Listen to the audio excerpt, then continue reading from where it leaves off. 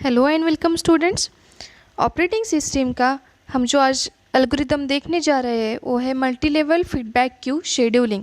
Previous lecture में हम लोगों ने मल्टी लेवल क्यू शेड्यूलिंग देखा और आज हम लोग जो हमारा लास्ट शेड्यूलिंग एल्गोरिदम है जो कि है multi level feedback queue scheduling वो देखने वाले हैं।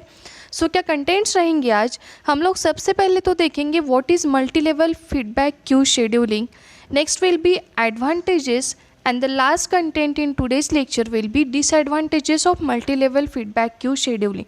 So let's move towards our first content जो कि है what is multi-level feedback queue scheduling. multi-level feedback queue scheduling क्या होता है?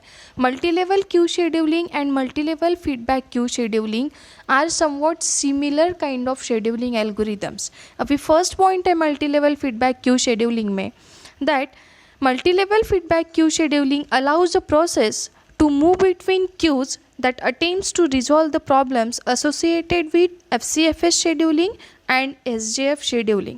अभी मल्टी-लेवल फीडबैक क्यू शेड्यूलिंग में जो प्रोसेसेस का जिन प्रोसेसेस का आपको शेड्यूलिंग करना है वो प्रोसेसेस कैन मूव और can switch among multiple available queues and जिनका मेन एम होता है कि FCFS में और SJF में जो कुछ भी डिसएडवांटेजेस है, जो कुछ भी प्रॉब्लम्स है FCFS और SJF में, उन प्रॉब्लम्स को सॉल्व करने के लिए हम लोगों ने multi level feedback queue scheduling design किया है।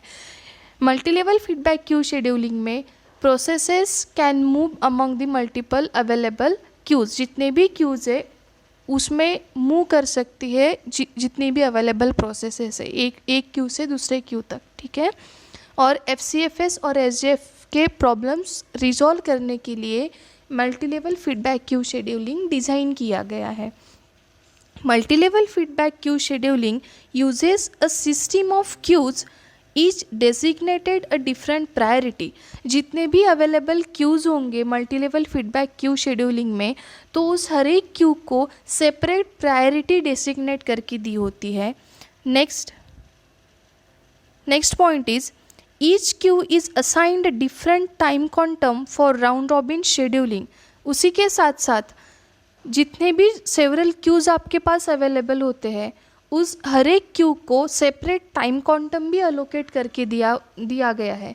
अगर आप राउंड रॉबिन शेड्यूलिंग हर एक क्यू के प्रोसेसेस के एग्जीक्यूशन के लिए या फिर शेड्यूलिंग के लिए राउंड रॉबिन यूज़ कर रहे हो तो हर एक डिफरेंट क्यू को डिफरेंट टाइम क्वांटम भी अलोकेट करके दिया होता है। एक तो उसको खुद की एक प्रायोरिटी रहेगी और साथ साथ खुद का एक टाइम क्वांटम भी हर एक क्यू के पास रहेगा।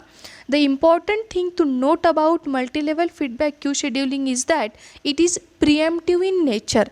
प्रीएम्प्टिव नेचर में होता है multi level feedback queue scheduling.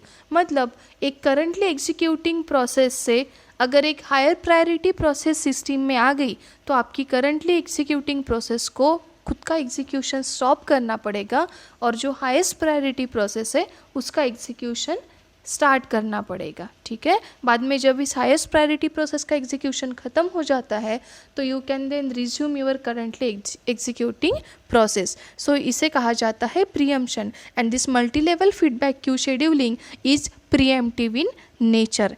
Next point is if a process uses too much CPU time it will be move to a lower priority Q.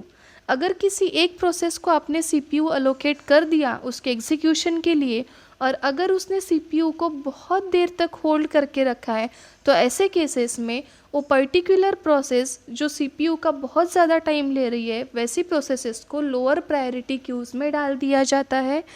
Next is similarly a process that waits too long in a lower priority queue may be move to a higher priority queue. अगर कोई process lower priority queue में CPU के लिए बहुत ज़्यादा time तक wait कर रही है तो ऐसे प्रोसेसेस को उस लोअर प्रायोरिटी क्यू से उठा के हाईएस्ट प्रायोरिटी क्यू में डाल दिया जाता है, ठीक है। अगर CPU का बहुत टाइम कंज्यूम कर रही है कोई प्रोसेस तो उसको हाईएस्ट प्रायोरिटी क्यू में से लोअर प्रायोरिटी क्यू में डाल दिया जाएगा और अगर लोअर प्रायोरिटी क्यू की जो प्रोसेसेस है उसको बहुत ज़्यादा टाइम के लिए अगर वेट करना पड़ रहा है CPU मिलने के लिए तो ऐसी प्रोसेसेस को लोअर प्रायोरिटी क्यू में से हायर प्रायोरिटी क्यू में मूव कर दिया जाता है। This form of aging prevents starvation. और ये जो ट्रांजिशन किया जाता है from lower priority queue to higher priority queue and from higher priority queue to lower priority queue, so this aging prevents starvation. Starvation मतलब किसी भी प्रोसेस को खुद के एग्जीक्यूशन के लिए इंडिफिनाइट टाइम के लिए वेट नहीं करना पड़ता, हर एक को एग्जीक्यूशन के लिए चांस मिल जाता है। So this kind of aging prevents the starvation. Next point is advantages of multi level feedback queue scheduling. ठीक है, so first advantage is low scheduling overhead. Multi level feedback queue scheduling use करके अगर आप processes का scheduling करते हो system में, तो लो शेड्यूलिंग ओवरहेड आपको मिलता है। शेड्यूलिंग ओवरहेड बहुत कम होता है, मतलब शेड्यूलिंग में बहुत ज़्यादा ओवरहेड सिस्टम का नहीं होता, इफ़िशिएंटली आपकी सारी प्रोसेसेस एग्जीक्यूट हो जाएगी। Next one is allows ageing दस नो स्टार्वेशन। एजिंग यहाँ पे प्रोवाइड किया गया है प्रोसेसेस के लिए, मतलब एक ही प्रोसेस को लोअर प्रायोरिटी क्यू में बहुत ज़्यादा टाइम के लिए नहीं रहना पड़ता। अगर वो बहुत देर से लोअर प्रायोरिटी क्यू में है तो उसको सडनली हायर प्रायोरिटी क्यू में शिफ्ट किया जाएगा। अगर कोई प्रोसेस हायर प्रायोरिटी प्रोसेस में बहुत ज़्यादा टाइम ले रही है तो ऐसी प्रोसेसेस को तुरंत ही लोअर प्रायोरिटी क्यूज़ में मूव कर दिया जाता है। And this kind of aging prevents the starvation. And the last advantage of MFQ scheduling and the last advantage of MFQ scheduling is MFQS also reduces the response time। मतलब processes का response time reduce करने के लिए multi level feedback queue scheduling बहुत ही फ़ायदेमंद algorithm साबित होता है। It reduces the response time of the system और प्रोसेसेस। ये रही कुछ एडवांटेजेस। नाउ हमारा लास्ट कंटेंट है आज के इस लेक्चर का, disadvantages of multi level feedback queue scheduling, जिसमें कि फर्स्ट डिसएडवांटेजेस है it is not flexible. Multi level feedback queue scheduling में फ्लेक्सिबिलिटी बहुत कम रहती है, स्ट्रिक्टनेस यहाँ पे रहता है। जिस तरीके से आपको मल्टीपल क्यूज़ दिए होते हैं, जिस तरीके से हर एक क्यू को प्रायोरिटी दी गई है, जिस तरीके से हर एक क्यू को खुद का टाइम क्वांटम दिया है, तो वो सब सारी चीज़ें यहाँ पे आपको स्ट्रिक्टली फॉलो करनी होती है। That's why this algorithm is not flexible. And the next disadvantage is it also requires some means of selecting values for all the parameters to define the best scheduler, thus it is also the most complex। अभी हर एक Q को कुछ priority आपको assign करके देनी है, हर एक Q को खुद का एक टाइम क्वांटम आपको असाइन करके देना है, तो ये सब सारी चीज़ें सिलेक्ट करने के लिए, बेस्ट शेड्यूलर सिलेक्ट करने के लिए आपको एक प्रॉपर कुछ प्रोसेसेस लगती है। सब वैल्यूज़ के सिलेक्शन के लिए प्रॉपर मीन्स आपको लगते हैं।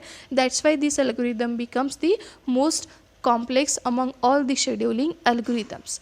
इस तरह से फ्रेंड्स आज लोगों का हमारा multi level feedback queue scheduling algorithm यहाँ पे कंप्लीट हो जाता है। कुछ क्वेरीज है तो you can ask your questions. Next video lecture के लिए चैनल पे बने रहे। Thank you, have a great day.